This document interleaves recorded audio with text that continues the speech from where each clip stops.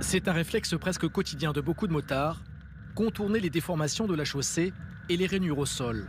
Une vigilance de chaque instant pour Philippe, afin de limiter les risques de chute. Ça reste des rainures et des bosses très dangereuses, parce qu'en fait, dès que la roue avant de la moto est sur cette fameuse rainure, automatiquement, on est par terre. Selon le rapport commandé par la direction des infrastructures de transport, sur les 12 000 km d'autoroutes et de routes gérées par l'État, 17% du réseau est dégradé. Concernant les ponts, ils sont 12 000 en France, 1 sur 3 nécessite des réparations.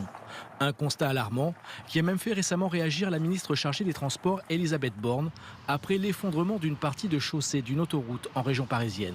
Ces dégâts sur la 15 sont emblématiques de la situation dont souffre notre réseau routier du quotidien, qu'on a laissé depuis des décennies vieillir et se dégrader, faute d'entretien suffisant.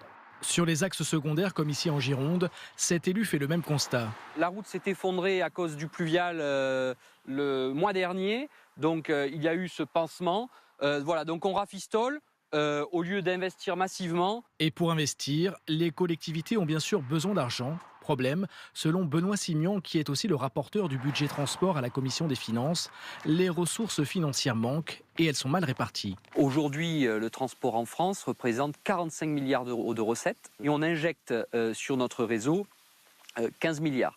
Donc on voit bien que le compte n'y est pas, donc il est temps d'aller vers de la recette affectée. On a en France l'eau qui paie l'eau.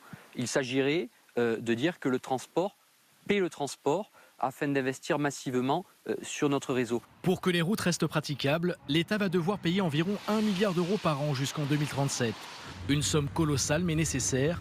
Longtemps en pole position, la France est passée à la 7e place dans le classement des routes les mieux entretenues en Europe.